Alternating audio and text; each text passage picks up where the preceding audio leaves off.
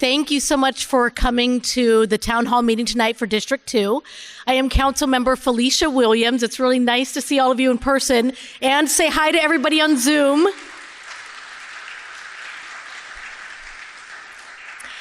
So just really quickly before I introduce the Marshall Principal and the students, there are many ways to get in touch with us in the District 2 office. We are here to help you with any of the issues that you have with the city, even other issues. We're happy to help with that too. If you sign in on the sign-in list outside, we can get your email. We can add you to our newsletter list. So we send a newsletter out every month with information on the city.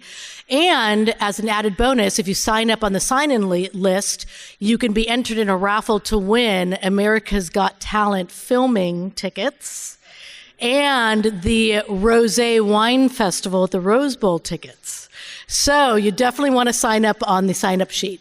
You can also go to our website, and there's a form there where you can fill out an email to contact us. Our phone number is there. We want to hear from you, and we want to help you with any issues you have with the city. So just upcoming events. We do have an event on April 15th. It is a coffee with a cop. It is at Lee's Hoagie House. If anyone's been to Lee's Hoagie House, you want to go. It will be breakfast burritos and coffee on tax day with the cops. So we want to invite everybody to that event. You'll see that in our newsletter, and that's on April 15th from 8 a.m. to 10 a.m. at Lee's Hoagie House. And then lastly, we just wanted to set up the speakers for tonight. We have the city manager, the police chief, the director of public works, and an engineer from Department of Transportation. We set up the agenda here based on the comments and questions that we get from you. These are kind of the hot topics right now: public safety, organics, recycling, the various transportation improvements around the city. So we wanted to make sure that you heard directly from the departments. So with that, I will turn it over to Principal Lori Tulumian from Marshall. Thank you.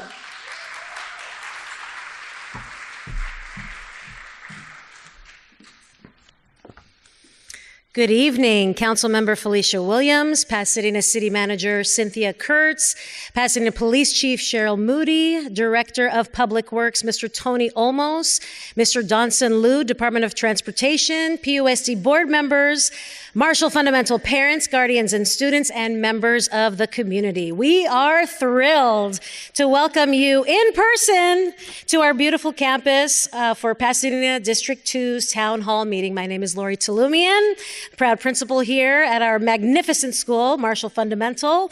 I'm also a proud Pasadena resident for 46 years.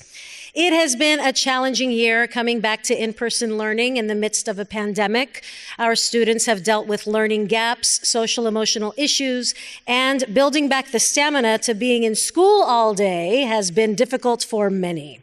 Despite these challenges, we have remained focused on our school-wide goals this year of maintaining our standard of excellence, fostering equity on campus, and providing access to all students. I want to take this opportunity to recognize members of my administrative team, 3 powerhouse female leaders who work tirelessly every day with a laser focus on our goals. Assistant Principal Miss Audrey Green, where are you, Miss Green?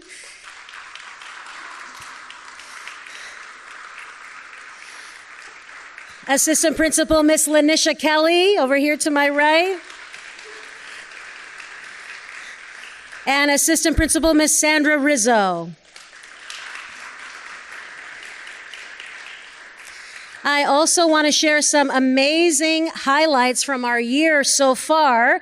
Despite the challenges we've faced, our sports program has been phenomenal, with our varsity girls soccer team becoming CIF Division 5 champs, becoming the best, yes, the best varsity girls soccer team in our district and in the city of Pasadena, public or private schools. Our arts program has been thriving with amazing performance showcases and our award-winning band members participating in Pasadena's 133rd Tournament of Roses Parade.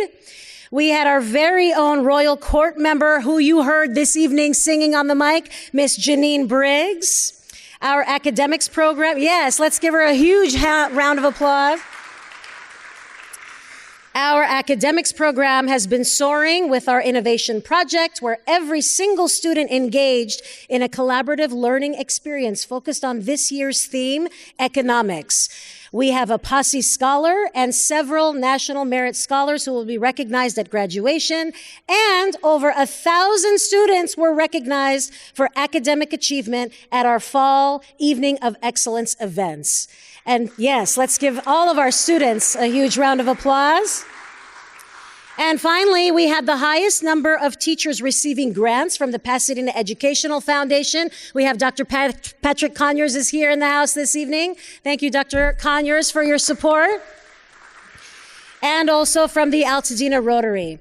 Our students are truly amazing. They fill my heart with joy every single day, and you are about to enjoy 3 of them. Miss Alik Tufenkian will lead us in the Pledge of Allegiance. Miss Ida Hartel will be singing our national anthem, and Mr. Dante DeCunto will be reciting Maya Angelou's I Know Why the Caged Bird Sings. Students, you may come up to the podium now.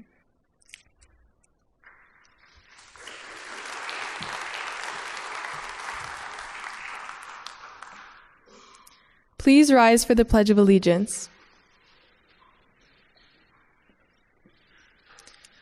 I pledge allegiance to the flag of the United States of America and to the republic for which it stands, one nation, under God, indivisible, with liberty and justice for all. Thank you.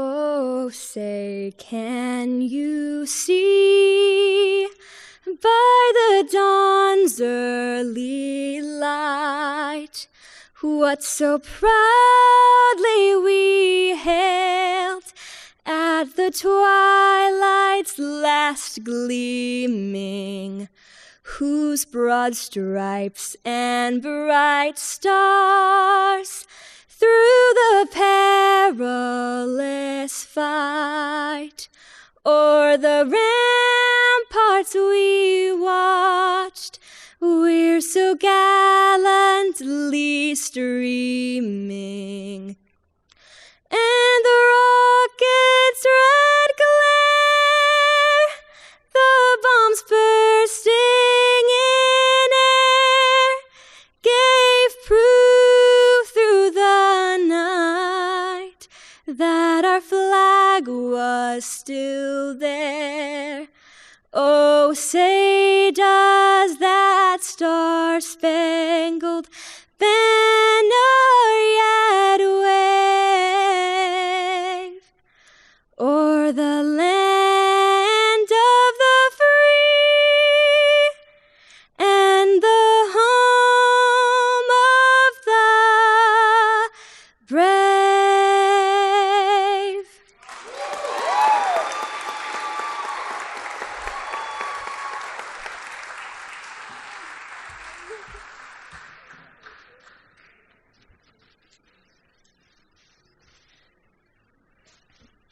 Good evening.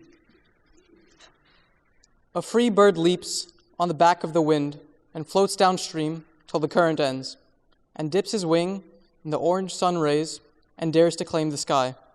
But a bird that stalks down his narrow cage can seldom see through his bars of rage. His wings are clipped and his feet are tied, so he opens his throat to sing. The caged bird sings with a fearful trill of things unknown but longed for still. And his tune is heard on the distant hill, for the caged bird sings of freedom. The free bird thinks of another breeze, and the trade winds soft through the sighing trees, and the fat worms waiting on a dawn-bright lawn, and he names the sky his own. But a caged bird stands on the grave of dreams, his shadow shouts on a nightmare scream. His wings are clipped, and his feet are tied, so he opens his throat to sing. The caged bird sings with a fearful trill of things unknown, but longed for still. And his tune is heard on the distant hill, for the caged bird sings of freedom. Thank you.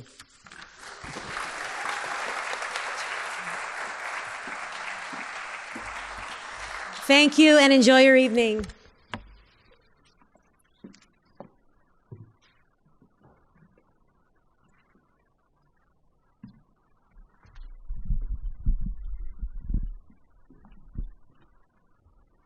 Perfect. Thank you so much, Marshall students and Principal Lori Talumian. Let's give them another round of applause.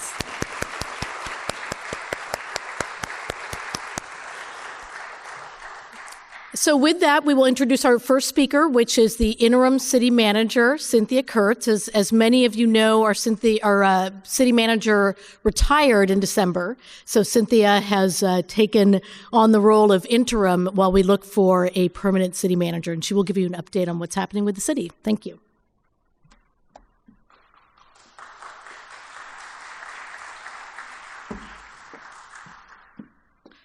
Good evening. It's very nice to be here tonight. And I have to say, it really is wonderful to look out and see this many people in an auditorium. It's been so long since I've been able to be in meetings where there are people actually there and I'm not looking at a flat screen. And it really is a pleasure. It makes me smile.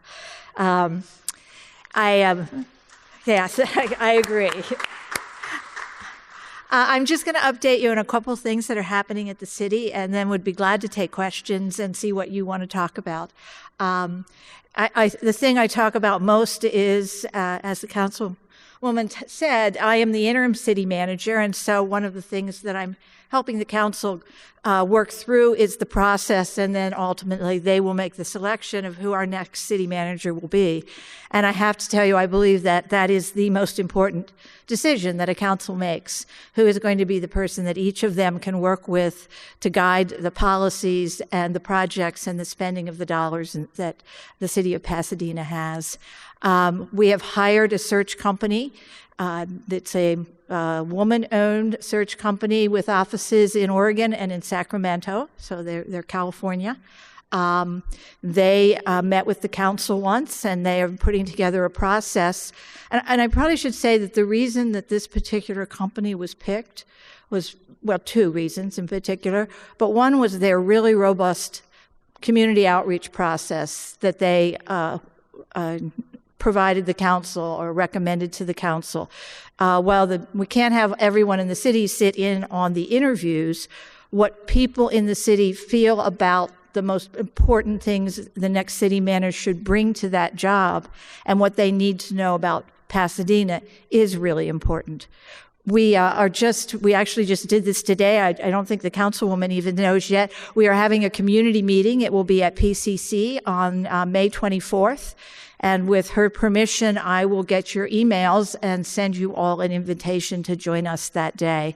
The search company representatives will be there to listen to you and talk you through and help with some survey work that they're trying to do. If that isn't convenient, there will also be a survey online. Probably in about the same time we will put that up. And that information is going to be used three ways, both in the brochure for candidates to look at the job, in the screening process that the search company does to screen the candidates and bring a list to the council, and finally to the council themselves as they do the interviews. Our schedule is to have the final interviews with candidates in early June. So I believe that sometime in June or early July, the council will be announcing the new city manager, and by the end of July, you will be able to meet him or her as she comes to take that position in Pasadena. What's going on at the city right now is we've entered what we call budget season. It's not a week, it's not a day, it's an entire season. There are two budgets that we do, the capital improvement plan and then the operating budget. And while we're very proud in Pasadena of our history and our longevity, we aren't as proud as some of our old pipes and our parks and things that need upgraded. So the capital plan is a very, very important document. You're going to see, actually, in the next 2 to 3 months, a lot of park work going on around the city. We're asking the council on Monday night and again on March 21st to award a number of contracts that are now ready to go from the CIP that was approved last year. As we enter into now, what are the projects that we'll begin design work on and hopefully be rolling out next spring. And then the operating budget, and I'll just tell you that things are not terrible. They're not where they used to be. Our property tax, which is a mainstay of our general fund budget, is retained. we kept getting about the same amount of property tax. We didn't lose property tax during COVID. But of course, our sales tax plummeted, and our utilities really had a lot of pain.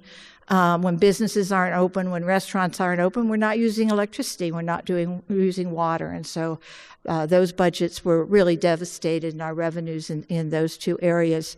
And of course, we're a destination city. We're used to visitors coming here and leaving their money behind, and they didn't do that for 2 years. We're starting to see that change. We had a good New Year's. Great to have the parade back. Great to have the visitors back. And we're starting to see people get out and about again. Restaurants are opening, those that made it through. And so we're beginning to see some recovery, but we certainly don't have the revenues that we did before COVID to invest in our services. So we'll have a pretty tight budget year, a belt-tightening year, and that's okay. That'll just make us dig deeper, look at where we're really putting our money and what our priorities are. And we'll be bringing those budgets to the council in a number of workshop-type meetings at their committee level in May, and then adopting the budget in June. So I'm going to stop there. And how do I take questions? Thank you. Okay, so if you have any questions for the city manager, I can hand you the mic. One question that we are going to ask first. We have a lot of pickleball fans online. Okay, so we got to ask the question about pickleball in McDonald Park. And that may be a Parks and Rec question, but I think people want to see more pickleball hours in McDonald Park, so we can work with the city manager and Parks and Rec on what the solution is to that. Oh, I've never heard that at all. No, I hear it every day. We're looking at a couple of different things. We've signed a memorandum of understanding with the school district to add pickleball courts that'll also be tennis courts at McKinley School. And that was just approved in the last few weeks. So now we're in the design work for that project. And we actually, our Park and Rec Commission has a pickleball task force. That's how popular pickleball is. And the task force has been looking at whether or not we can take some of our tennis courts and paint the lines on for pickleball. So when it's not tennis being used for tennis, it could be used for pickleball, particularly the ones in Brookside Park is what people have asked me.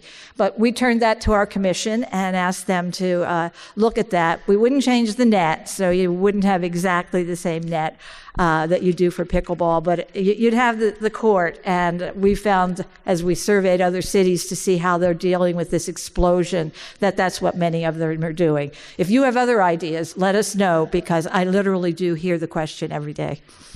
Good evening. Thank you for being so well informed about pickleball. I am the Pasadena Pickleball ambassador, and I sit on that task force of the Park and Recs Commission. I just want to point out one tremendous success that is here in Felicia Williams' district, and that is at McDonald Park, where we're doing a shared use using the basketball court for pickleball 3 days a week. From 8 to 11. It's great. We've got a tremendous following. It's a fun sport, easy to learn, not expensive to play. We give free lessons at that time, 8 to 11, Monday, Wednesday, and Friday. But already, because of the demand, which has increased by 40% in the last 2 years, even McDonald Park is getting overcrowded. And I hope we can use that shared use concept. It's going to take us a long time to build new courts, enough new courts that are needed. So I hope we can think about the shared use concept in ways that don't cut anybody out, but which allow recreational spaces to be used by more people in the community more often. So looking forward to those efforts, working with the commission and with the city council. Thank you so much. We'd be glad to do that, but I don't think it's a good idea to try to talk more people into playing. That was my ulterior motive. And I did actually learn how to play pickleball. He taught me how to play pickleball on a Monday at 8 o'clock. So here we'll go to another question. Would you please give us a update on the main library? So, and just how did it ever come to pass that this was never inspected? I think that latter question is one we're all asking ourselves. We have lists of all the city facilities. We had done lists of what had been reviewed seismically, and we're critical of our facilities when we realized that we needed to do something with City Hall. And the library was never on the list of a problem facility. And we've done work in there. It wasn't until the last contract where they were looking at some additional facade work that some of the engineers went, something doesn't look right here. And how it was missed all those years, I have no answer for. I wasn't at the city then, but the city manager at the time called me, gasping for air, and said, "Did you ever see any list where the library had a seismic problem?" I didn't, so I called the city manager before me and said, "Phil, did you ever see a list?" And none of us had, and we're going back, 25 years now. The status of it is we have closed Central Library. It is not emptied. There is still material in it, and that's problematic in my mind. We need to get things out of there. If we'd have a seismic event, it would be critical to not lose all the treasures we have in the library. We're going to buy stacks for the books and put them down in the Rose Pavilion on South Raymond. And you might say, well, why don't you just move the stacks out of Central? When they built that building, they actually built the stacks in. They're wooden and they're built into the building. The only way you could move them would be board by board. We are looking, we've signed an agreement with the PUSD to move some of the services like Children's Hour, the bookstore, probably the coffee shop, Friends of the Library, youth programs into Jefferson School. And so we're working at that will put the services there. It won't be Central Library, but we don't want to give up all the services, particularly the youth and children's services that we had in that building. And we also will be putting climate control into one of the rooms in Jefferson to put our artwork and some of our older books there. We're right now selecting a team of architects, engineers, and historic preservation experts that will work through the project with us through the what do we need and what will look like and what needs to be protected. And we're also going to be appointing a group of citizens to work with us to kind of reimagine the library. Libraries are changed. We don't want to build the library of, or plan for the library of yesterday, but the library for, 5 years from now when we open it and beyond. And so probably in about 60 days, we'll be asking some people to sit down with us and start to think about Central Library, what will it be when it reopens. It'll be a library, first and foremost, but given how much is now technology, we have other opportunities to use that incredible space inside. We're figuring we will be out of the building for 5 years. I hope it's only 5 years. Projects of that magnitude tend to sometimes get delayed. But that's our plan right now, to be 5 years out of the library and then have an incredible party when we move back in. My name is Howie Zeckner. As a Pasadena business owner, we're constantly being told, hire local. Yet it seems all these positions that you're looking to fill for the city, we're overlooking our own local people who have been working for the city for years and are well aware of what happens here and what our needs are. We're not allowed to discriminate when we hire employees. We're not allowed to require that they live in the city. Although when it's a position, particularly one that is a first responder, that we need to be here if we have some kind of an emergency like an earthquake in public works, in water and power, and they're two qualified candidates, we do give extra consideration to someone who can get to the job fast.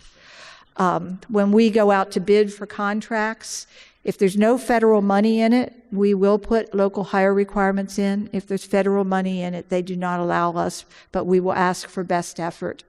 and ask them to tell us what, if they're hiring people to do the work that we're contracting for, how will they work with the city? We have people available to help, to hire locally. We have a program that actually Huntington Hospital is going to use where we will give a tax rebate, a construction tax rebate, to a private company that's going through a development process, and Huntington Hospital is building a new building over in the Raymond Corridor, Fair Oaks. And if they will commit to a local hire program, we'll rebate, I don't remember now if it's 1 or 1.5% of their construction tax. And we're actually looking into that and see if we need to sweeten the pot on that to get more and do more marketing on it. So we're trying to push in a couple of different ways, but I hear what you say, it's hard. It's hard to find the right people at the right time for the job you've got, but we really are trying. They didn't buy it, they partnered. So it is not a relationship where one is working for the other. But no, that agreement to partner with Cedar predates this. That was early when Dr. Morgan first came and took over the hospital. It is almost impossible for independent hospitals to survive today, given the way that our health system works, and I know it sometimes we think doesn't work very well, but independent hospitals are pretty much a thing of the past. We knew Huntington would have to partner with someone, and we were pleased that Cedar, which has such a great reputation as well, is that they chose each other. Hi, Ms. Kurtz. I think that many people would share my impression that there's a lot of construction going on in Pasadena in the higher rent range as far as apartments go. It seems like, and I've only lived in Pasadena for 22 years, but it seems like in the last 10 years, the emphasis has been on luxury apartments, maybe to the exclusion, I don't have statistics, to the exclusion of other types of construction. And I understand that, of course, the builders have to make a profit. However, I'd like to know a current update, because I haven't been to a city council meeting in a few years, what the city is doing rather than all those in lieu credits. I know what you're talking about, yeah. And also part two, there's two structures within the city that are sometimes mentioned for affordable housing or homeless, or places for people that are without homes. And those two structures would be the old St. Luke's Hospital and the YWCA. So my question is, what's the city going to be doing to encourage less luxury condo building and more affordable housing and market rate housing and subsidized housing? And is there any way that those two structures fit into that? Because those are two structures that are sitting, empty, to my mind, needlessly, but I'm not a contractor. No, it's Thank a great you. question. It's a great question. A lot of the apartments and condominiums that are being built in Pasadena are market rate, which I know, given the rents, feels like luxury apartments, but they are at market. We can't control a piece of private property and tell them that they can't build to the income level they want. We do have requirements, if there's city monies in it, that there are affordable housing requirements, which they can either build on site, or they can take the in lieu tax that you talked about, which means they pay us a fee instead of building on site. So we have the money to build somewhere else. And we take that money, it keeps dedicated to affordable housing, and we use it to either buy land or to supplement budgets for full affordable projects. You'll see Monday night, there's a $2 million appropriation request to Bridge Housing, a really good affordable housing developer, for an all-senior project they're doing on Fair Oaks. A lot of that's affordable in lieu fees that we have generated. Now we can put it in and get those. We can't control rates overall. As to your two locations, St. Luke is privately owned by a company that doesn't seem to be much interested in talking to people about what they want to do, or whether they're interested in selling it. The last I had an update on that, all I heard they were doing there is filming. I don't know if that's still accurate, but at one time they were using it only as a filming site. The YWCA, that is a city-owned building. That building was bought by the city, and it's historic. It's on the register. It's a Julia Morgan building. I think the only Julia Morgan that we have in town here. She did a lot of women's Ys. She was quite known for that. She had several around Southern California. That was looked at as a possible site for affordable housing. And so much of the historic fabric, which is inside as well as outside, there's a library, there's a theater where the young girls would have performed. It's all wood. It's beautiful. So much of the fabric would have to have been destroyed that it would have taken away from what Julia Morgan had. It was decided that it was best not to destroy the history there and to instead look at it for a different use. And that's going to, right now, we're in negotiations with a boutique hotel operator out of New Orleans who, as their niche, has renovated a number of old buildings in New Orleans, beautifully done, to use them for hotels. But what the council did do is across the street, there was an empty lot. And instead of being able to put the affordable housing in the Y, they made that lot available to an affordable project. I think it's about 116 rooms of affordable. It's all affordable, and 30% of them are to be specifically for homeless. So instead of putting it in the Y, they chose another site, and they did that all as a package.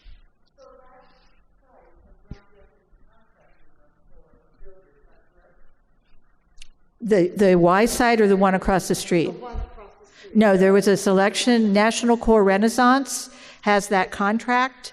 They're probably the largest affordable housing developer in Southern California, and they're going through the permitting process. To be quite honest, I worked for them for a while before I came back, so I'm not allowed to work on that project, so I can't give you an update, but yes, the council did approve their project, and it is coming through the approval process. It's next to the YMCA. Oh, okay. Yes. So the YMCA is on one side, and then it's next to that. Okay, so we'll go to the next question. Also, just to mention your question, Leah, we have a project that's being built on Walnut. So it's gone through its approvals, and that is a mixed income housing project, which is it's by Heritage Housing Partners. It's going on Walnut right near Allen. You'll hear about the improvements that are going in there, but it's available to people of all incomes, which is really the type of projects that we should be looking at.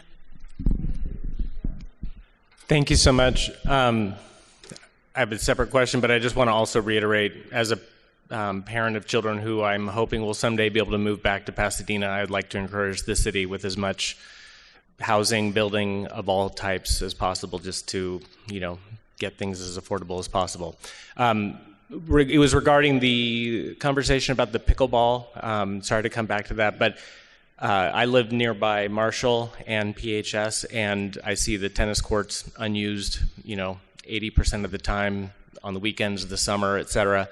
And if there's any way the city and the schools there's some structure to open those up on the weekends or after school hours when they're not being used. It'd be nice to just pop over and play some tennis. That's all. Thank you. I actually don't know if we've contacted them or not, but I'll talk to our pickleball task force member when I'm done here, and we'll see if we can't get that on an agenda.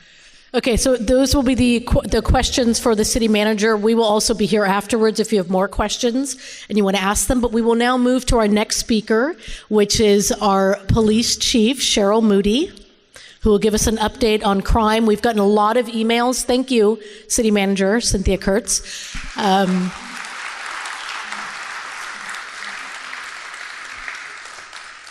So this is probably one of the biggest topics that we get concerns about is the increase in crime. So our police chief will be here to talk about that. Thank you. Thank you. Thank you for having me. So I'm not as well-spoken as the city manager, so I have to use my notes. So first I want to say, as your interim police chief, I continue to adhere to the principles of the Pasadena Way, which includes providing quality of services to this community through compassion and best intentions. So as far as the crime, overall crime in Pasadena is down, believe it or not. Crime is down. When it comes to crimes against person, we saw a tremendous drop in February, particularly with domestic violence. And for us, that's huge. Property crimes, there was a big drop overall in thefts and vehicle burglaries. There was a slight increase in burglaries from apartment garage storage units, but we did make an arrest of one subject who we believe is responsible for at least 5 of those burglaries. So there are serial burglars around. Also, there was a drop in stolen vehicles. For February, for total calls received to our dispatch center, in February, we received 7,977 calls. Of those, 4,855 were 911 calls. Just for the month of February alone, we've seized or collected at least 17 firearms. So year to date, about 38. So there are a lot of firearms out there, and we're working diligently to catch those who are seize those weapons from those who are not supposed to be carrying firearms. A lot of them are coming from vehicles and waistbands. So it's pretty dangerous for our officers out there, but we're committed. We're committed to stopping gun violence here in Pasadena. Our de-escalation. So de-escalation techniques, which goes along with officers encountering those on the street or persons on the street without using force of any kind. So of de-escalations, of the 137 times that officers came in contact where there could have been force used, we used de-escalation techniques, which resulted in no force being used in any of those incidents. Also, in 2021, we made over 3,200 arrests. Of those 3,200 arrests, less than 1% was their force used. And I think that's pretty good for our officers. They're really learning how to use their words and how to communicate better to make arrests without using force. Let's see, although there's been a decrease in violence, the police department is committed to stopping the gun violence in the community. So gun violence in any part of the community impacts the entire city, and I'm sure you all know that. So we continue to deploy resources above and beyond our regular patrols. This includes our criminal intelligence unit, and their purpose is to gather gang intelligence. We have our violence reduction acts for crime suppression. We also have our neighborhood action team, and many of you are aware of our bike team. And their job is to deal with problem locations related to quality of life issues. We have our service area lieutenants who oversee a specific area of the city to oversee the sworn personnel assigned to that area. So for the way we break the city down, we have 5 districts or 5 areas with the police department, and there's a lieutenant who oversees each of those 5 districts, and there are officers assigned specifically to those areas. And so they are responsible for issues that are going on in those areas. We'll also continue to partner with other agencies, including ATF, the probation department, and we also collaborate with surrounding cities. What you can do to help prevent crime in your neighborhoods. First, we always say, get to know your neighbors. Look out for each other. Call in suspicious activity. Consider having burglar alarms and or cameras in your homes. And I do understand that many are hesitant to call the police with information, but I encourage you, if you have information related to a crime, please consider calling Crime Stoppers if you wish to remain anonymous. ShotSpotter. It's another resource we're using to stop the gun violence in Pasadena. So many of you are aware that February 9th, ShotSpotter went live. And since then, we've received several alerts. So the way it works is if there's gunfire, there are microphones, so to speak, in different areas of the city. It will alert the officers on their cell phones that shots have been fired, and it can triangulate down into like 80 feet of where the shots were fired. And this really gets the officers directly to an incident a lot quicker than waiting on 911 calls. And of those calls, of the ones we've received thus far, we've been able to contact victims who were still in the area, witnesses, and we've recovered evidence. So ShotSpotter, for the most part, is doing what it's supposed to do. And we're hoping it will continue to provide us with accurate locations where shots are being fired. For the most part, that's it for me. I was pretty brief, and I just wanted to answer any questions you may have. If there's none, okay. I thought I was getting on.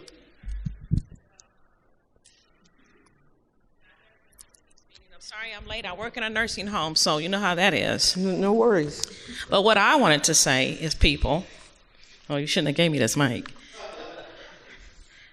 What you can do is pray. Pray. We got to come back to praying, people. No, I'm not being religious.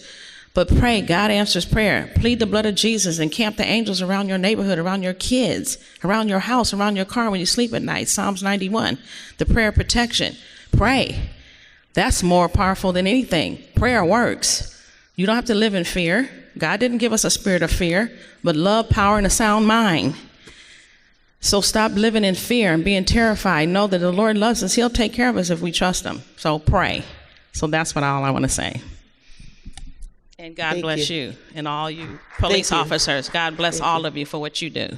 Thank you very much. Thank you for coming to your first town hall meeting. Okay. Oh, okay, so I'll go here. Since they haven't asked questions yet, we'll start with Jill, right? Yes, thank you, Felicia.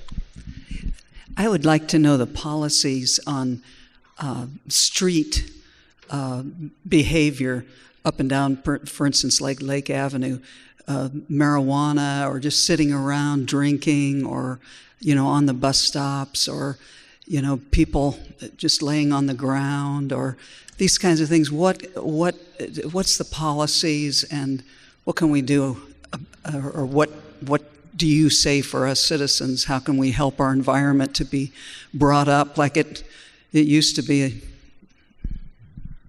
Yeah, what we're trying now, it's called, we work with the fire department and with the public health department.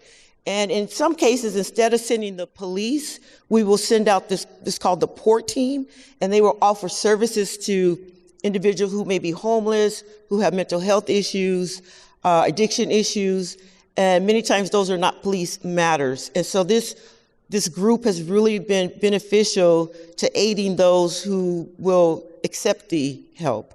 As far as marijuana, although it's legal, it's illegal to smoke it in public. So if you see that happening, you can always call the police, and we'll send someone out. But that's specifically what our NAT team is for, quality of life issues.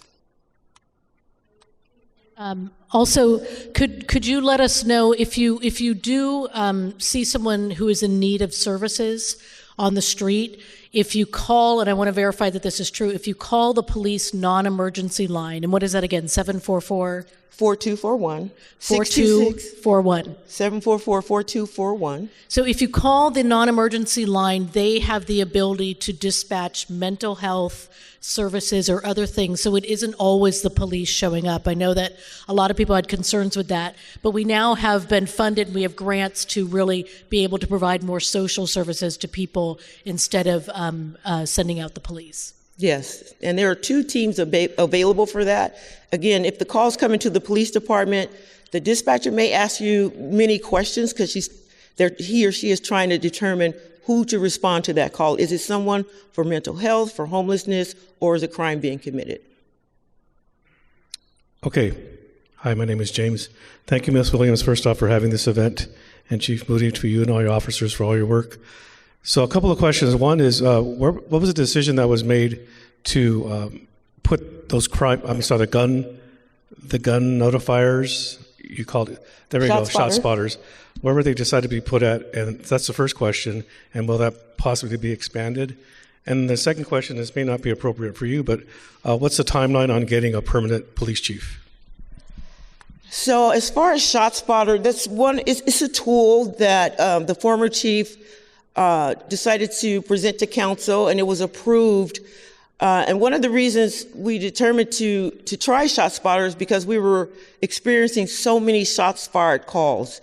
And many times the calls would come in from residents who would say, I think it's behind me, I think it's on the side of me, I think the shots were in front of me. And so the officers were kind of driving around trying to pinpoint where an actual shooting had occurred. So ShotSpotter actually gets us a lot closer to where the actual incident occurred. Within 80 feet is the accuracy of it. And so that was the reason for trying that. And the council decided to give it a 1-year trial, so to speak, to see how effective it would be. And so far, it's doing what it's supposed to do. The officers are getting to these calls pretty quickly. Like I said, we've gotten to calls where there were victims still there. We were able to get emergency medical help for the victims. We've recovered evidence. We've located witnesses where in the past we were not able to do that. Did you ask me how we decided where it goes? So what we did with ShotSpotter is they asked for our statistics. They wanted to see in which areas were the most impacted with gun violence. So we just sent them our stats. And so they determined where to place, I call them microphones, but where to place the sensors to detect the gun violence, where they would be the most effective.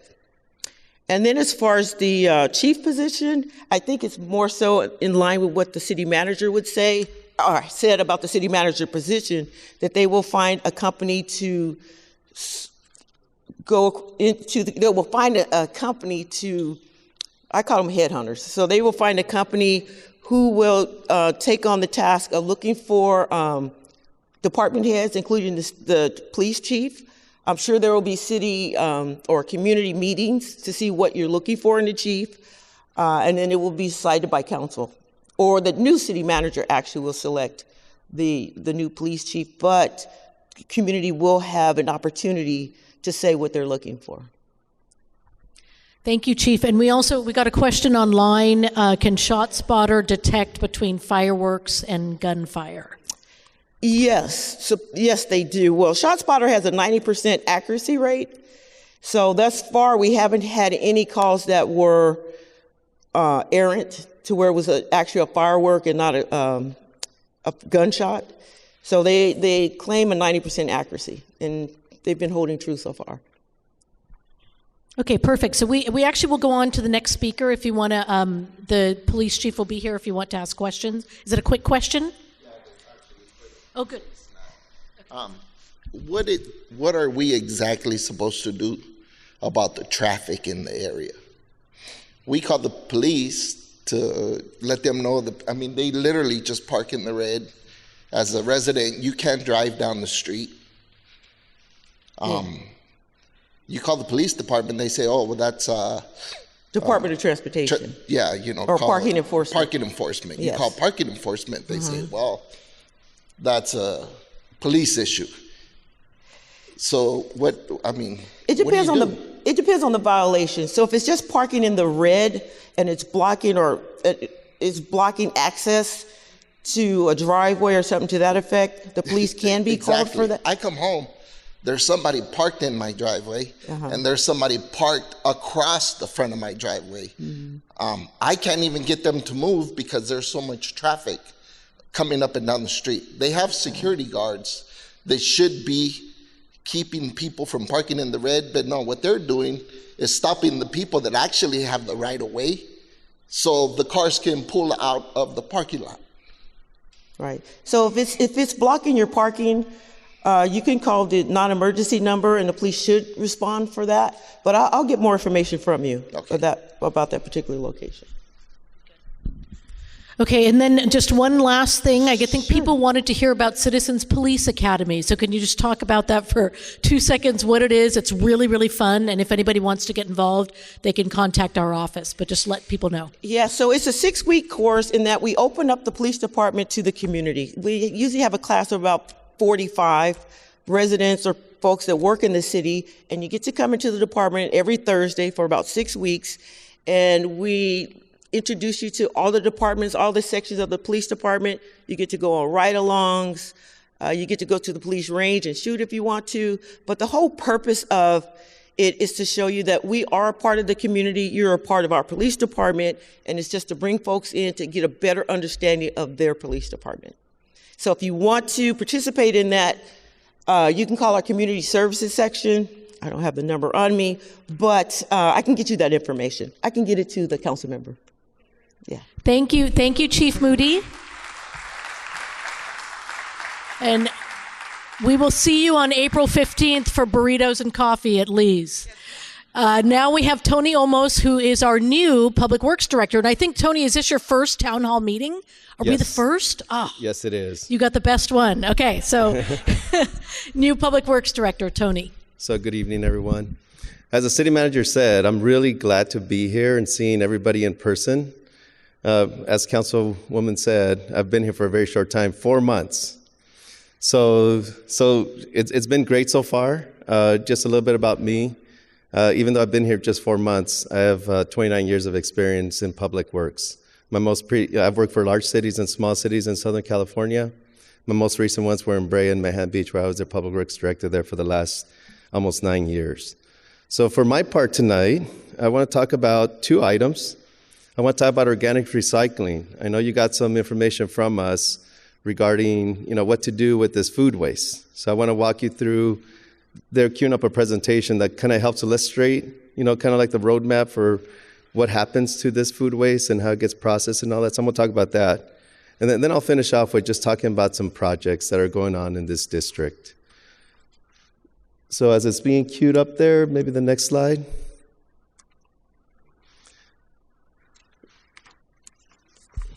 So I'll go through this in just a second, but before I do that, let me just define what organic waste is considered.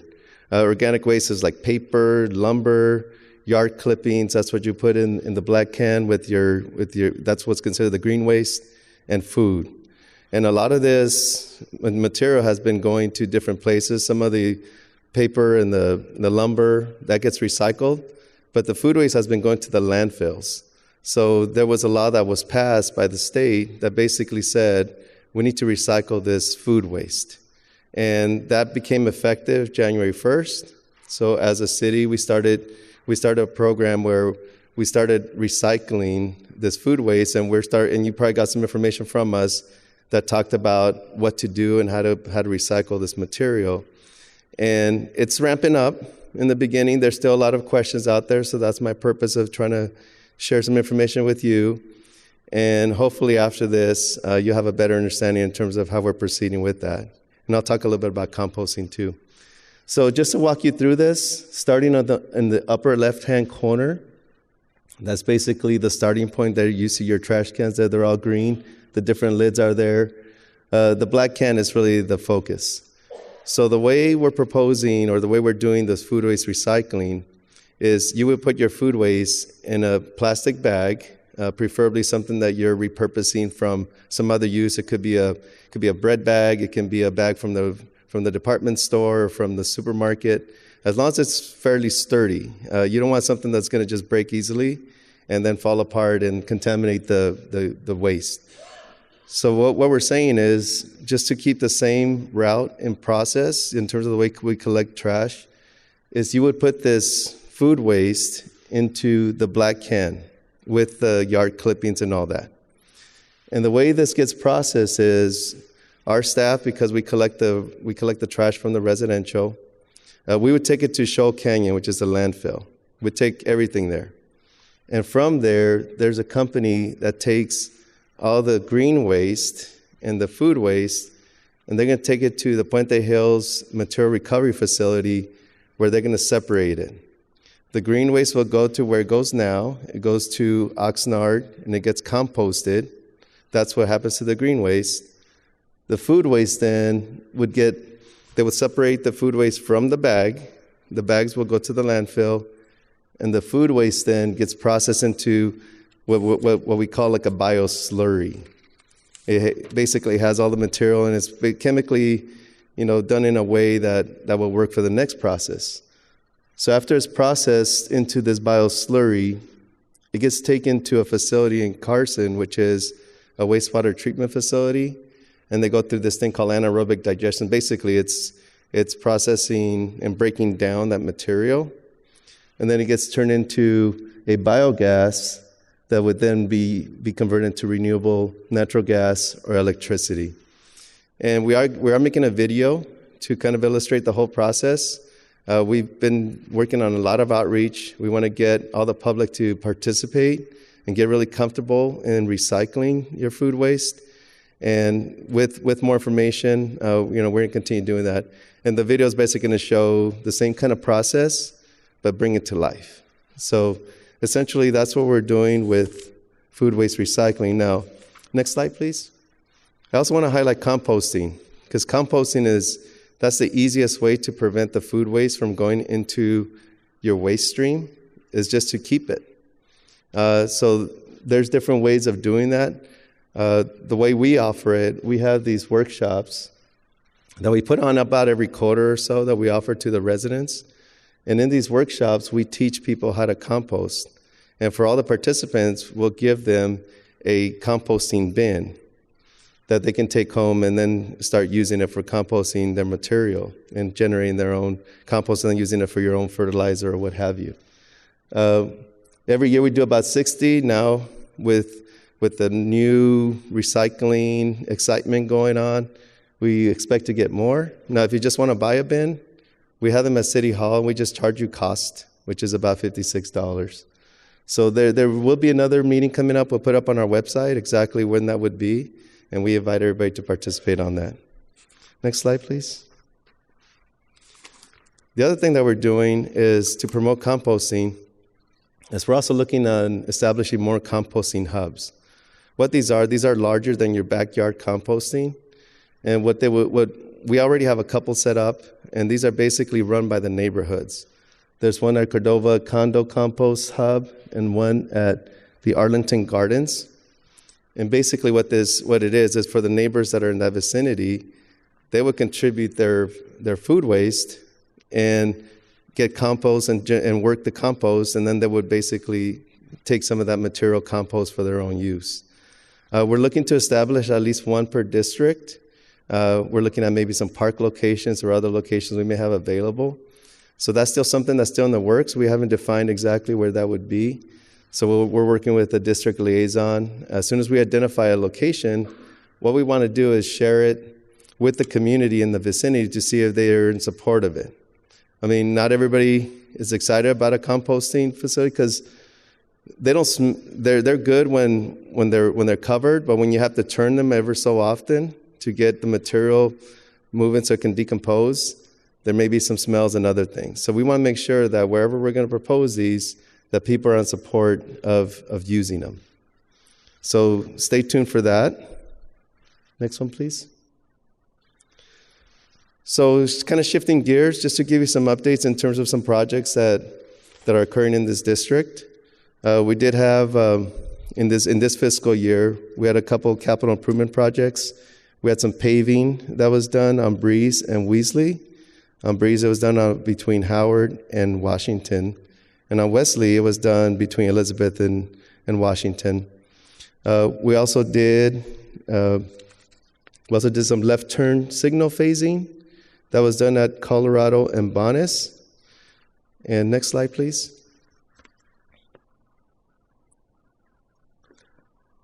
And we're also working on some concrete improvements. Right now, we have identified approximately 30 locations where we're going to be installing some wheelchair ramps. And we also have some sidewalk improvements at some locations as we're identifying. And for next fiscal year, we're developing the list of improvements for the city. And in this district, we're looking at about 175 locations for sidewalk improvements right now, tentatively. And we're also, for the curb ramps, we're also developing that list now. And we'll be ready to go out to bid here in the next couple of months. We can get those under construction. But the project I want to highlight, if I can just go back to one slide, since it's one of the larger projects here, is on the top. It's called Union Cycle Track. This project is on Union between Hill and Arroyo Parkway. Now, this district gets the easterly end of that for like a couple blocks, so it's not a very long stretch in District 2. However, what this project is going to do, like the picture kind of shows, right now there's 3 lanes of traffic that go in the westbound direction on Union. And this project is going to basically take one of those lanes, the one on the south side, and convert it to a 2-lane bikeway facility. And that's going to have some bollards. It's going to have some separation from the traffic to make them safer. The signals are going to be, there's going to be bike signals that are going to help get people safely across intersections or what have you.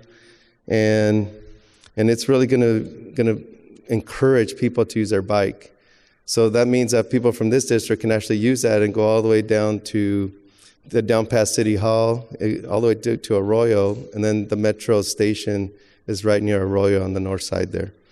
So we're really excited about this project. The project has already been out to bid, and coincidentally, this is going to City Council on Monday for an award of contract at about $7.6 million. So it's going to be a lot of construction, a lot of coordination was done with a lot of the businesses that are adjacent to it to minimize the construction impacts. And there was just a whole lot of developing that went on and coordinating with a whole lot of different people. So they're definitely really excited about that project, and it does touch this district. So with that, that concludes my comments, and if there's any questions, I'll be happy to answer them. Thank you. So we do have a couple of questions online. The first question we got, and we did get a couple of questions on this, is if you put a plastic bag in the yard waste bin, doesn't it tear because of the limbs and everything in the yard waste bin? So how does it actually get to the facility intact? Right. So the recommendation we have is that you use a bag that's a little bit more sturdy. A good test on that is if you just take the bag and kind of put your fist up against it. If your fist goes right through it or your fingers go right through it, more than likely that's going to tear as it's getting processed. But if it doesn't, because since the material's loose, it's not the yard waste doesn't get compacted. So once it rolls out of the containers, the machine will be able to separate it out without tearing, as long as you don't have a super thin bag that's just going to tear at any. And the problem with a bag that tears, if all the food waste goes into that yard waste, that load of yard waste then is contaminated, and we have to send it to a landfill.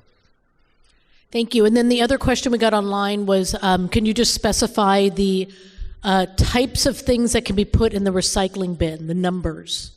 You know, they have numbers on the bottom. What can be put in the recycling bin now? Yeah, so one of the residents was asking me before the meeting. I don't have them with me.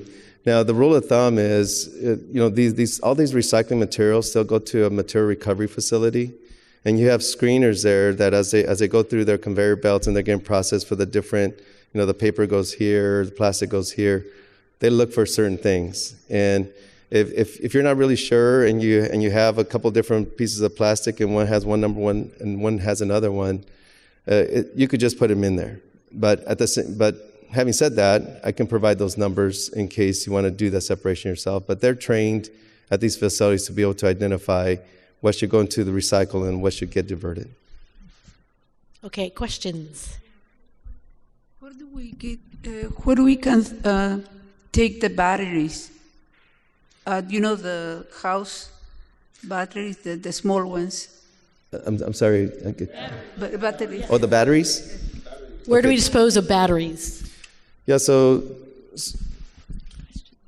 we have a recycling facility. Well, we can collect the batteries at the city yard. So if you bring them to a city yard, we'll actually take the batteries because we do send them to a facility that disposes of them. But in general, what some of these recycling, they sometimes offer some recycling. I'm not sure if the county does it here. I know I work for a lot of Orange County cities. There was some haulers in the county of Orange or the county sanitation that would have certain days where you can dispose of some hazardous materials, and they would allow you to dispose batteries at those locations. I'm still finding my way around in LA County a little bit. I'm not sure if LA County does that over here where they offer that service. In the meantime, you could just bring them to City Yard and we can dispose of those. And I think there are also some libraries that have boxes where we can put batteries and Yes. CFLs. I also got the Yes. CFL question. Okay, I'm going to go back here for a sec. First-time questioner. Yes, I think you did answer one of my questions, but that is apparently starting today, we can put the food waste in the bin with the yard debris. Is that right? Yes, that started as of January 1st. Oh, good. Okay, thank you. And then the other question is, do you know right off the bat the size of the compost bin? I think it's like a 3x5, if I So recall it's pretty correctly. small then. Yeah, so it's a backyard compost bin. I see. And it's designed that way just based on the amount of volume that typically comes out of the residential food waste. Good. Okay, that's what I wanted to know. Thank you. Thank you. Hi there. This is actually my first meeting too, so thank you. So 2 questions. One, I live in an apartment that has like those big bins. Are those just generally like a missed opportunity for that type of program? Okay, so one of the rules with this organic recycling is that there's one component that's residential, there's one component that's commercial, and when you have a complex that's 5 units or more, that's considered commercial. So what happens then is that your apartment management, they contract with the hauler to haul off that material because the city only does residential, but the haulers do commercial. So what they would do is they would contract one of these haulers to recycle their organics, and then they would set up a separate bin just for food waste in the complex if there's room. So it's definitely, so the apartment manager needs to work with that hauler to make an arrangement as to what size bin they need, how often it needs to be picked up, and all that. Got it. And second question, I should say. In regards to the bike lanes, is there also consideration of reducing the speed limit in certain streets where the bike lanes aren't a possibility? Yeah, so when it comes to speed limits, that follows a whole separate process. There's these things called speed surveys where they would measure how 85% of the people are traveling at what speed, and then you set your speed limit 5 miles per hour higher or lower than that 85th percentile. Now, when this project was put together for the bikes, if that's going to change any of the traffic patterns and they would have to measure the speed after that, then that's something that they can do. And then if there's an adjustment that's needed after that, then they would do that. I'm going to get my steps in, and then I'm coming back here. Yeah, I'm trying to look through the light so I can, there we go.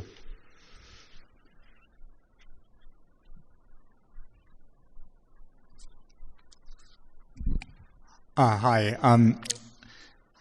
Because of our great trees in our neighborhood, mature trees, the sidewalks oftentimes are in really bad shape due to the root damage. And I would just say, looking at the program that is online that the city has, one, many of the links don't work, but two, I understand it's our responsibility as homeowners to repair the sidewalks, but finding someone with the right license to be able to do that work is just a real chore. I've gone to Windows 6 and asked questions about who can help support, getting me information about who can do that kind of work. And it's just extraordinarily frustrating. You want to have a community that's walkable and safe, willing to pay for it, but it's a real frustrating process. Do you have any? I know this. I understand in the past the city's had a sidewalk program. Is there anything in the works there at all? Yeah. So you're right. Sidewalks are a big deal, in terms of how we maintain them, because we have over 60,000 trees in the city. It is something where we are going to end up with issues where you have uplifted sidewalks and so forth. And because the rules are such that it does belong, the responsibility to the adjacent property owner, we would work with them.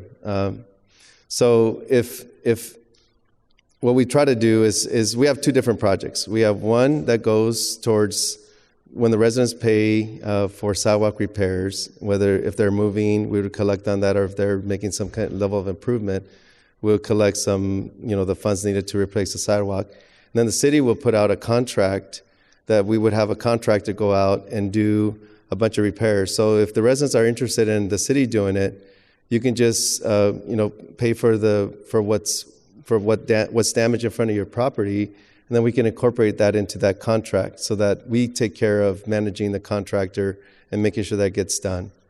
The other one, we also have a citywide sidewalk replacement program, just because we have so much volume of these kinds of things, where we put out an annual contract and we try to repair as many sidewalks as we can, to try to minimize the liability on the city with any kind of trip hazard. So if residents are interested, they can, opt in to pay for the repair, and then we can include that as that second contract. Thank you. And just more information on that. The Citizen Service Center app is a great app that you can put on your phone. And if you take a picture of the sidewalk and the address, it actually does GPS, and it will, if you send it to them, they can send you a form to fill out to get the sidewalk evaluated. So, and now I believe the homeowner, if the damage is caused by a street tree, the owner pays for half of the repair as opposed to paying for the whole thing. So in the past, we did have to pay. I paid $1,700 for my sidewalk. Yeah. Thank you, Felicia. I live on Allen Avenue, just south of Washington Boulevard, and I've got two questions. One is, I noticed in one of your presentation slides that the northwest corner of Washington and Allen and Washington, the northwest corner, was going to be something done to it.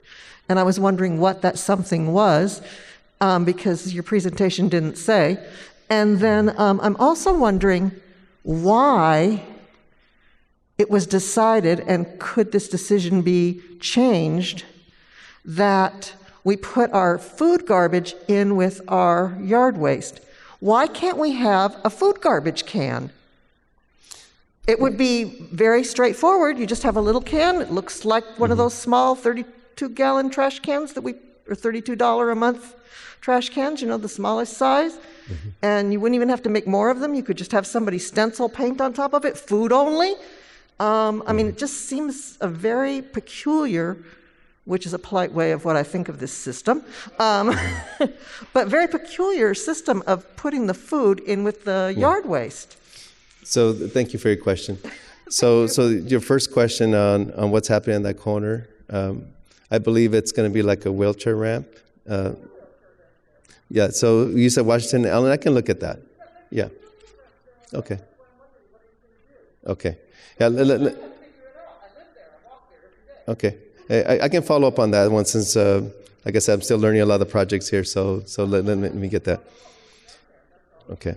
So on your second question, why not just another can? So what happens if you add another can to the street?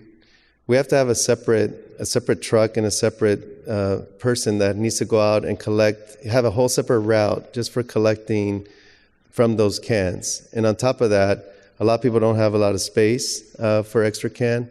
So that's what kind of adds to the whole cost, because there's just a whole lot more resources that are needed to do that. And the amount of food waste that's expected from a resident, we don't expect somebody's going to fill up a can that big. And they're usually going to fill up maybe a couple bags, and then that's what usually would go in the yard waste. Okay, last question. Mm-hmm. I know you've only been here 4 months, so before COVID, I noticed that they had paved some of the streets here locally. I was wondering if there's a list of streets that are getting repaired or so forth, and if Casa Grande is one of the streets, because there's a lot of potholes. I almost know the guys that come almost every month. They keep repairing the same potholes.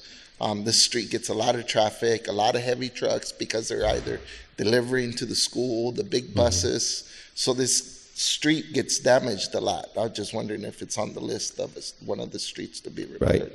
Yeah, so right now we're also developing the next list of streets that are going to be included as part of the next annual street resurfacing project. We shared a couple of them that were done here in the last year, And typically what we do, we have a pavement management program that we use that has ratings for every single street in the whole city. And they're prioritized in a way that we can tell which ones need to be addressed first, and et cetera. And once a street is on that list and within the budget that we have, then we'll go ahead and program them for improvement.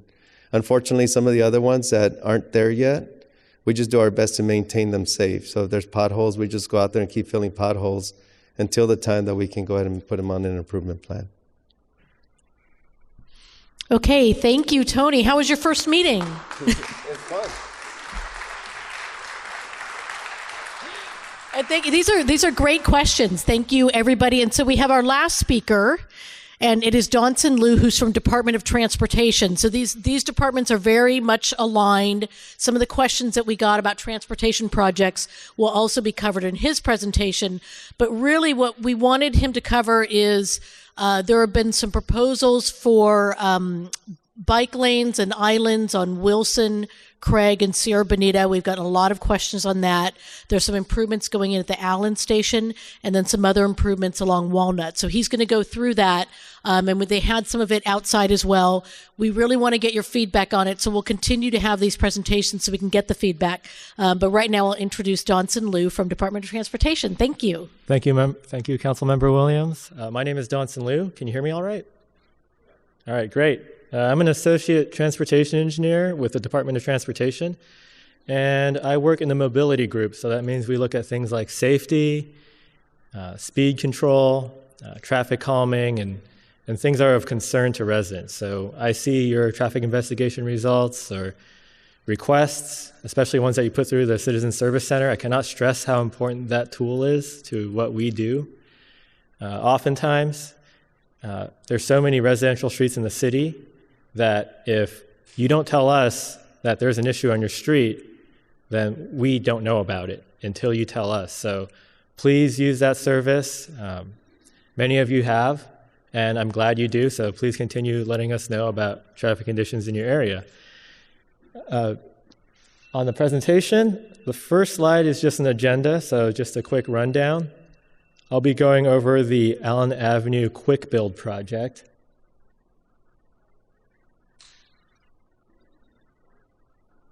All right, next slide. There we go, thanks.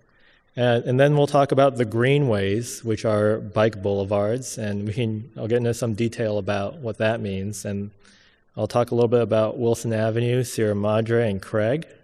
And then last but not least, we'll talk about the Affordable Housing and Sustainable Communities Grant. And that's related to the affordable housing development on Walnut that Councilmember Williams mentioned earlier tonight. And we're very excited about that grant. Next slide, please. So the Allen Avenue project is a project that's intended to enhance the train station around Allen. It's a little underutilized right now, so one of the complaints that we get from users of the station and the train line is that it's just not very pleasant to walk away from the station on Allen, and we want to try and enhance the usability of this station. It's very rare for cities to have one metro station. We have, I think, 4 at least, so it's quite a resource that's a little underutilized. And we received a grant from SCAG, that's the Southern California Association of Governments, that every city and county is a member of in Southern California, to kind of test and try first, last mile improvements and kind of pedestrian safety features to try and make that area a little less daunting for people trying to get to the train station. The grant was $500,000, and that covers a lot of the design, the outreach, and some of the things that we'll be trying with temporary materials. The project will be bound by Villa all the way down to Colorado. And to give you an idea of what a quick build is, if any of you have seen the construction that started this week at Fair Oaks and Colorado, that was the outcome of our own quick build project, where instead of going through years of debate and outreach and studies to develop a project that we don't know how it will look like in real life, for that project, we added those white bollards that you saw. And the point of that project was to try and get cars away from the street corners, especially down in Old Town. If you've ever been at that intersection, and you're waiting to cross the street, especially by Cheesecake Factory, you know that there's not, a large amount of space for the amount of people that are on those corners. So we tried that out with plastic bollards, and we tried it out thinking, well, we don't know how this will affect traffic or if people will like it. Worst case, we spent a few $100s trying something out with some paint, didn't work out. That's great. We can tear it out pretty easily. But the outcome of that project was surprising to all of us in that it was very well received, and we are now starting construction on building out those corners. We're doing a similar thing for Allen Avenue, and that's what this quick build project is. Next slide, please. Here's a detail of the section with the biggest enhancements, and that'll be from Maple Street to Villa Street.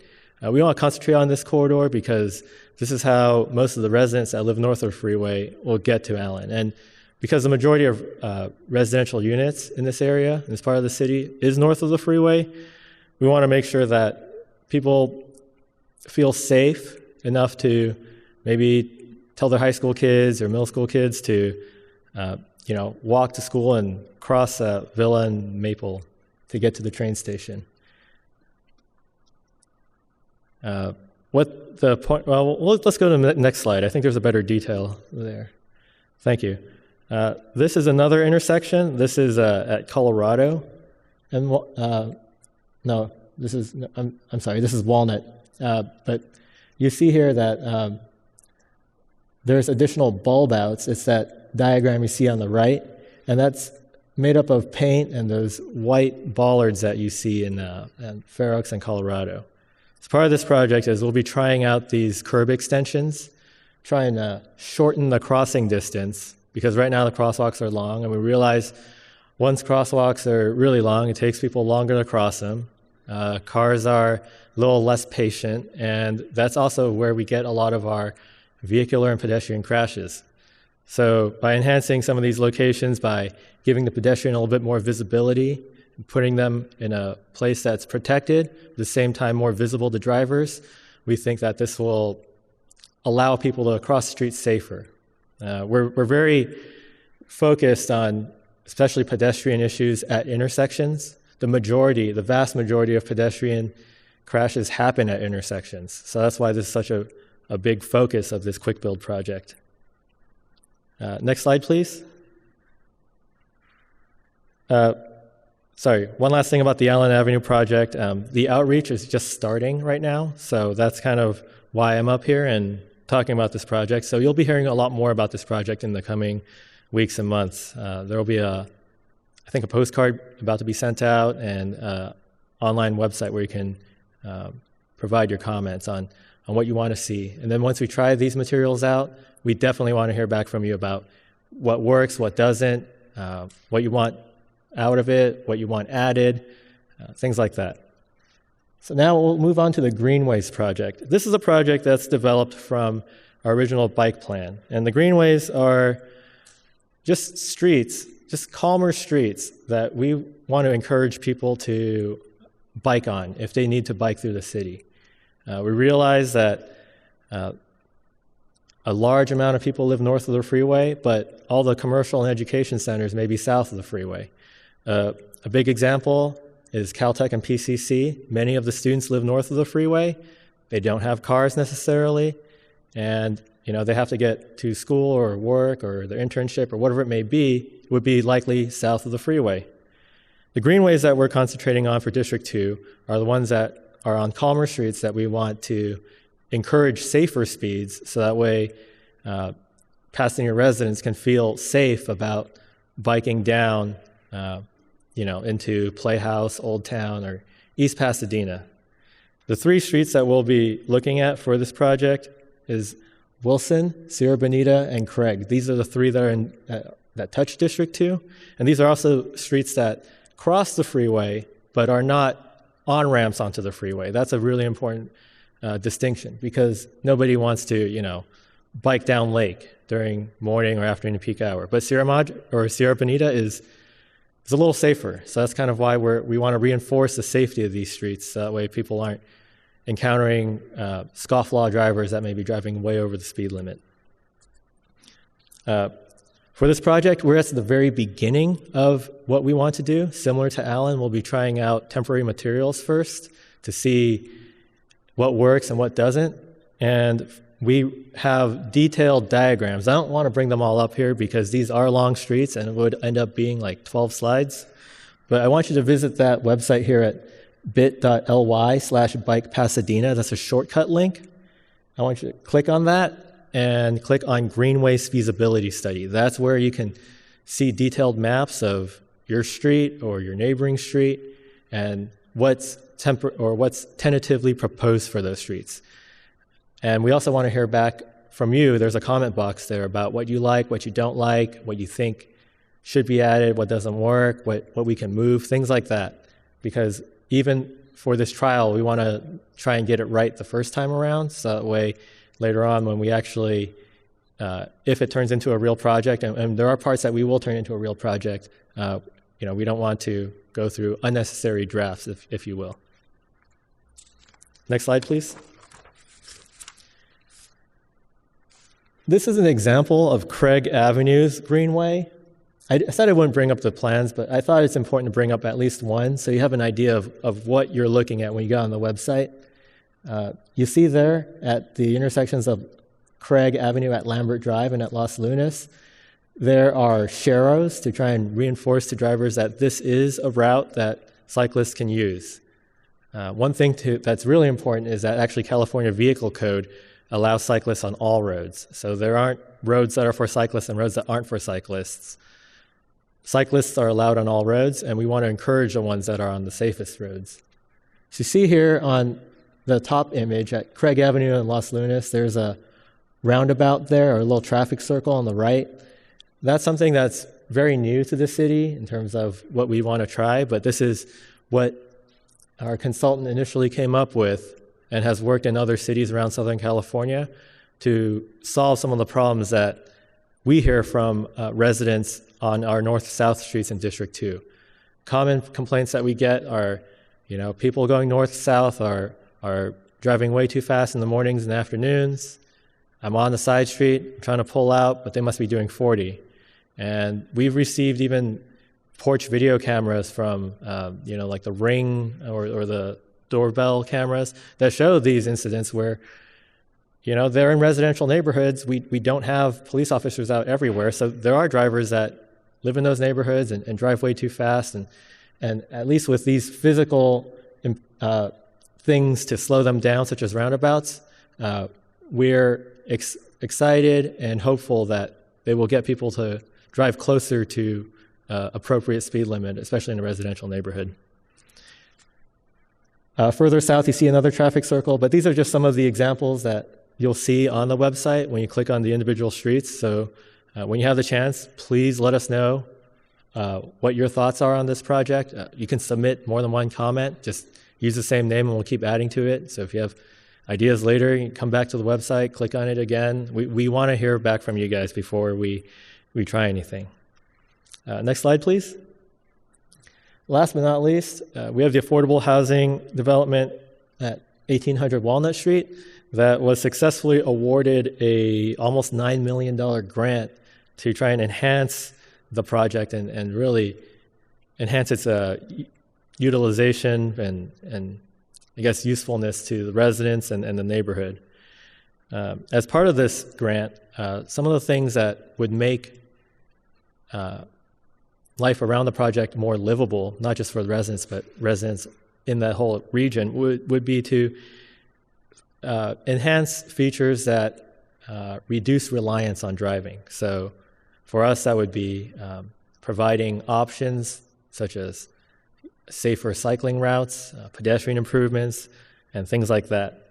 As part of this grant, part of the breakdown worked out to where Allen Avenue and Craig Avenue Greenways were awarded $2.8 million in total for permanent projects down the line.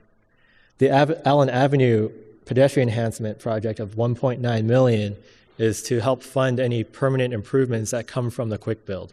So after the trial, if there are any features that are seen to be of great benefit to the community and we all agree on, then this money can help pay for those things.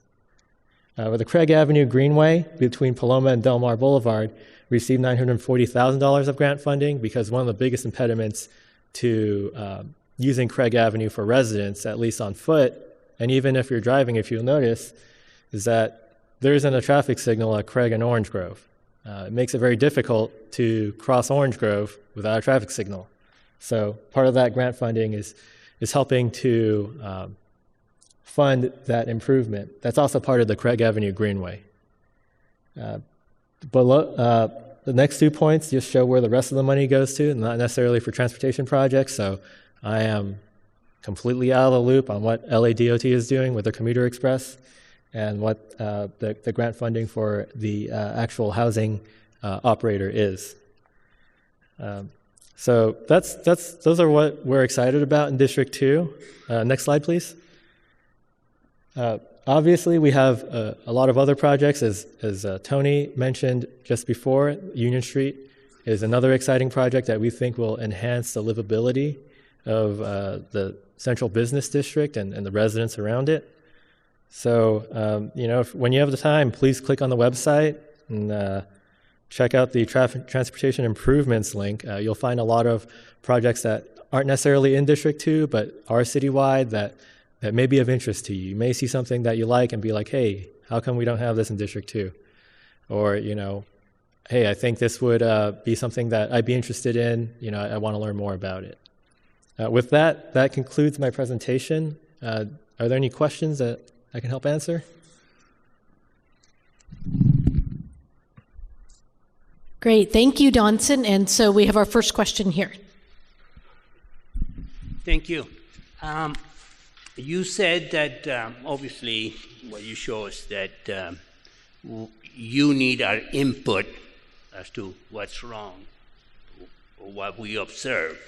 And I plan to do that now. But since you are here and you're talking about Allen, Maple, Wagner, and the Allen Station, one of the biggest problems that exist there as far as safety is people, not enough temporary parking for the station, where people get dropped off and picked up from the station. And I don't know whether your project is going to address that or not. Another thing in that same area is cars parked too close to the corners. And I reside in that area. It's very hard for me to make a right turn sometimes, or cross the street in Craig and Palo Verde, for example.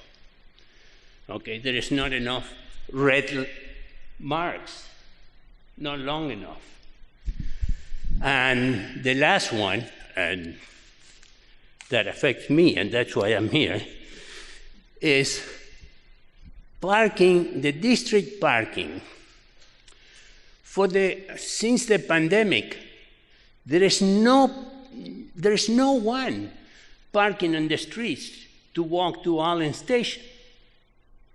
Yet we have a restricted area where the residents cannot, we could pay to use the front of our house to park our car temporarily.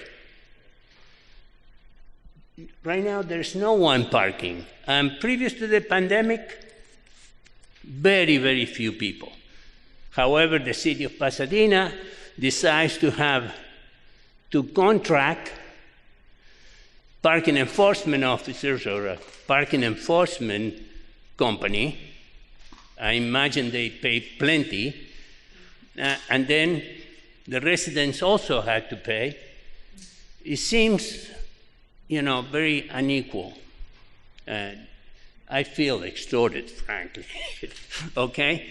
So those are the things that maybe you want to take note of.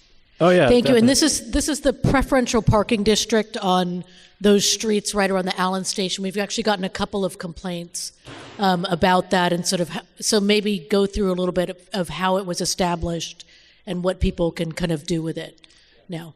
Yeah, definitely. So we have preferential parking districts throughout the city around, I would say, high-use areas that residents in the past have voted on wanting for their neighborhoods. So, for example, we have preferential parking districts next to Caltech and PCC or around the train stations because, while you as a resident should be able to park in front of your house because you're next to such a popular destination like a train station or a city college, we want to have, the intent of these is to have an ability to keep students or commuters from taking over your street. That's why we have these preferential parking districts. And yes, unfortunately, they do cost some money to buy permits. The fee is something that I think our parking division is always looking at trying to keep as low as possible for residents. But that is definitely something that we're always looking at and adjusting. With regards to whether people are parking at the Allen Station, we are still keeping that district. To my knowledge, has not been modified yet because it is next to a train station. So it is true during the pandemic, transit use has gone way down. People are less likely to take the train. I myself am one of those people. I used to take the train to work, and now I drive or ride my bike or do something else. I don't want to be on a train, full of people for 30 minutes a day. But the pandemic, when it is over, we do anticipate that transit use will go up. It will return. So that's kind of the thinking behind keeping these preferential parking districts. We don't want a situation where we have it only during, some months and not some others and things like that, depending on transit use. Parking districts aren't that malleable or flexible, I would say. But if you do have parking issues, please contact us.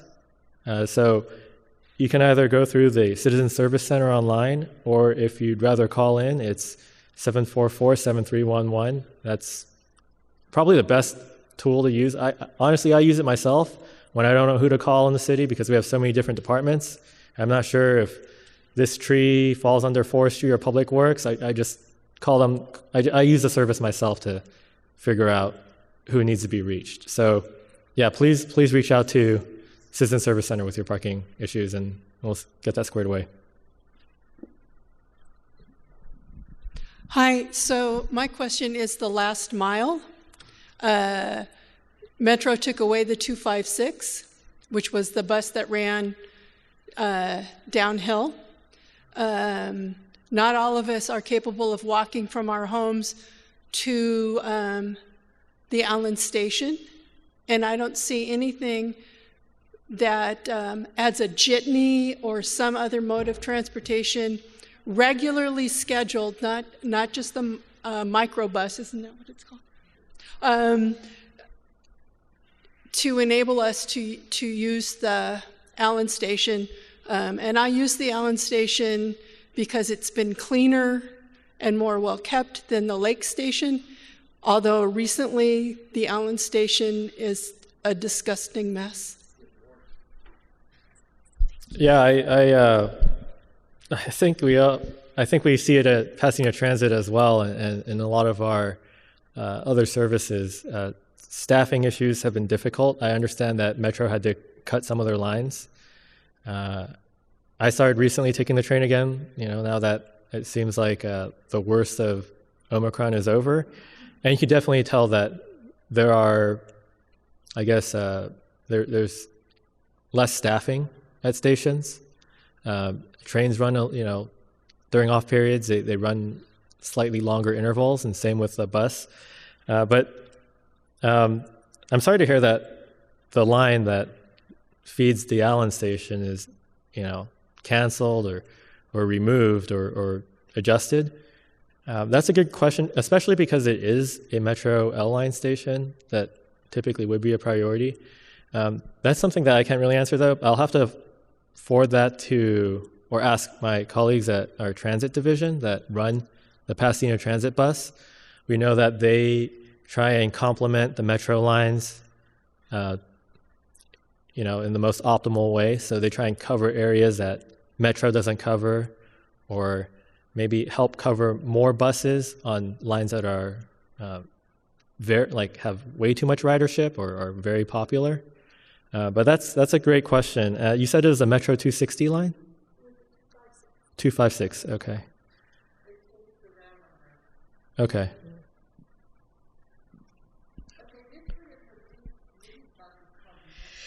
Metro Micro. Metro Micro is very popular. I know it's very popular with the students of this school because I'm surprised to see students come out of a Metro Micro to go to school when I do my rounds and check out how traffic's going. But it is a subsidized app, so it's kind of like Metro's version of an Uber, but you have to schedule it in advance. But it's very affordable from what I understand. I think it's still, is it under $2? It's $1. All right. $1 anywhere in the city. Yeah. Definitely take advantage of that because there's not a lot of regions that have it, and Pasadena is one of the pilot areas for it. So please utilize it. But I'll find out about Metro 250. And we have gotten just some concerns about the Allen Station and safety around the Allen Station. And just so you know, I have been meeting they have a new sheriff's captain who is overseeing the transit safety. So transit in the station and on the train are sheriff. Outside of the turnstiles is Pasadena Police. So we're working with both entities to get more mental health services there, other things to help address some of the issues at the station, including we've heard some concerns with people being inebriated at the station and that sort of thing. So we're trying to get a grant to help deal with that. So that's sort of the area in and around the station. Was there another question? Here.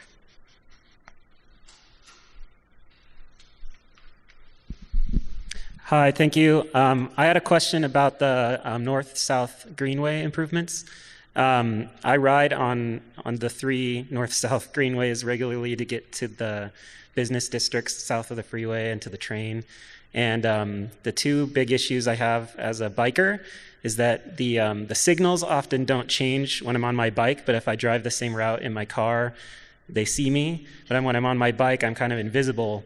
And I was wondering if you're revisiting the existing lights along those corridors to make sure that they see all kinds of bikes. And I think the city wants me to be over to the right side of the lane. And that's where they bury the magnetic strip. But I like to go and take the lane so that cars turning right can go to my right, and I'm not in a right hook situation. So a lot of times I think I'm not over the magnetic area when I'm on my bike. I hope that makes sense. So I was hoping maybe that you could improve the light signaling. And then also on that section of Wilson, approaching the freeway crossing, the speed humps are not there. They're present on Wilson more north. And it really feels like you're going into the final approach that Luke Skywalker does when he's about to hit the Death Star, and you don't know if you're going to get taken out by a car, and then when you make it past the freeway, you can breathe again. But if they had speed humps in that section, it would really help. I think a lot of people are scared to bike to the train because of that last few blocks. And of course, cars can take the major north-south areas, places like they can drive on Lake or they can drive on Allen, but us bikers, we really only have Craig, Sierra Bonita, and Wilson. So if you can make it any safer around the freeway, I think it would really help. Thank you. Oh, yeah, no problem. So to your first question about the bike signals, that is a problem that we have in the city with older signals that use the circular induction loops. That if you guys ever see the circular cut, what that does is it detects a big piece of metal, kind of like your car, and it tells a signal that you're there. This is kind of like 1980s technology, and it doesn't detect bikes very well. I've worked with our signal staff over COVID to try and see if we can calibrate them to detect bikes, and the technology just isn't that precise. So we found that I've ridden my own bike over it. It's not a big steel bike, so it's even more sensitive, and it either doesn't detect it, or sometimes I've been told that it will detect a gust of wind. It'll just give a lot of false positives. But one thing that we are very excited for is that with all new traffic signals that we're putting in, we're slowly phasing those out, and the camera technology has gotten good enough and dependable enough in the last 10 years to where we can detect cyclists or even pedestrians at crossings. So we're not quite there yet with pedestrians, because when someone's standing at the corner, it's hard to tell which direction, which crosswalk they want to cross. But with cyclists, if you're in the lane, as it sounds like you're appropriately in the lane and allowing, a right around you where it's possible, like on a through right turn lane, a wide shoulder or something like that, that's something that newer signals, and especially the ones that would be on these greenways, would incorporate. And to your second question about speed humps on Wilson as you're crossing the freeway, those three streets, and just basically any street that crosses the freeway, whenever you cross the freeway on Wilson, Sierra Bonita, even El Molino, you'll notice that the bridge is unusually wide compared to the rest of the street. Those bridges we've been told by Caltrans, we built them wide just in case. We don't know just in case what, but just in case, for emergency use or things like that. But we've worked with them, and they've told us that, it doesn't really make sense to have a bridge the width of Colorado Boulevard to connect you to Wilson North and South, which is just a 2-lane street. So as part of that, as part of the greenways, you'll see on the website, we're incorporating actual bike lanes where we can fit them to try and separate bikes and bikes and cars when you're crossing the freeway, and at those transitions away from the freeway where the street kind of turns into a cone. So that's kind of where we'll start the separation and try and get kind of more designated bike lanes in, at least for a short stretch, just to get them out of the way of cars on, when they're crossing Maple and Corson. Speed humps, the reason we can't put speed humps on every single street is because speed humps are very effective at slowing down cars, as you guys are all aware. But if we put them on too busy of a street, or a corridor that the fire department or ambulances rely on to get to residences, that'd be really detrimental to their service times and detrimental to just basically everyone's use of the road. If there's too many cars on a street with speed humps, get a situation where it's more likely that people rear-end each other because they're following each other so closely, going over a hump, things like that, and then so that's kind of why we can't put speed humps everywhere. So that's kind of what we're working with and what we're thinking when it comes to those sections. Thank you, Donson. So we're going to do one more transportation question. Then what we will do is we will open it up to general questions for anyone who wants to stay here. We will be here to answer your questions.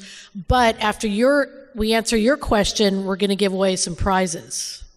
And then we are welcome to stay here and ask as many questions. And so this will be the last general DOT question. Thank you, Felicia. My question is, by proposing the bike lane on Craig and Sierra Bonita and I believe Wilson, are you taking the street parking from the cars and the residents over there? No. At a very minimal location, there may be some locations where we may have to for safety reasons, like the gentleman earlier was talking about cars parked too close to the corner. Those might be the locations, but we're not adding, these bike boulevards are not actual bike lanes. They're bike routes, kind of like a bike boulevard. What that means is that we want to slow down the street to get people to drive at the speed limit. We want to prevent these streets from being used as kind of like shortcuts where people fly down 40 miles an hour to get to the freeway. So that's kind of the idea behind some of the traffic circles and things like that. Like the bike symbols that you see are sharrows, and they designate a street where bicyclists are encouraged to ride on as kind of, a safer location to ride on, but it also tells drivers to look out for bicyclists. So that's the idea of these But bike they are boulevards. already narrow streets, like Craig Avenue between Colorado and Walnut. It's very narrow. And residents park on both sides of the streets. Yeah. So how are you going to create on both sides bike lanes? On narrower sections like that, we're not creating a new bike lane. We're not taking away space. Okay. The lane that you drive on will be the one with the bike with the arrow symbol on it. Mm-hmm. And that is just to let people know that this is a route that people will be biking on, mm-hmm. and that you should be driving appropriately. Okay. Thank you. Yeah.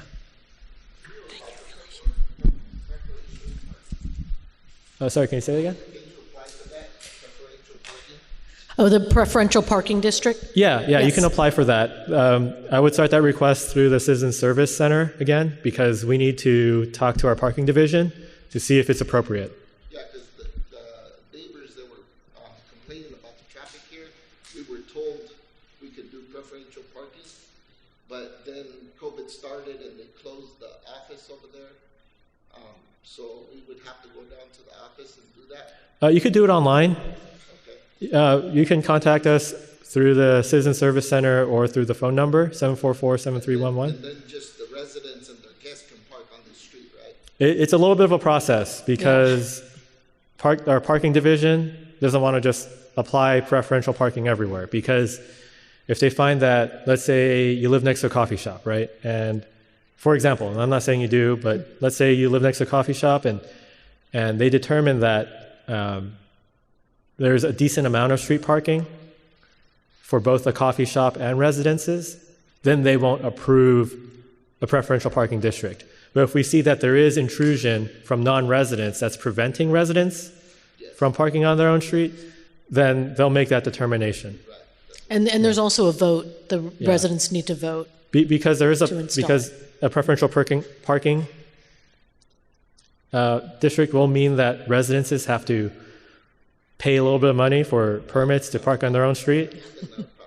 Yeah, well, some residents, depends, they may not want that. So, yeah, residents will have to vote on that after it's determined that it's appropriate. Yeah. Okay, so with that, we will sort of end the town hall meeting here. You're welcome to stay for a little bit and ask questions. We still have the city staff here.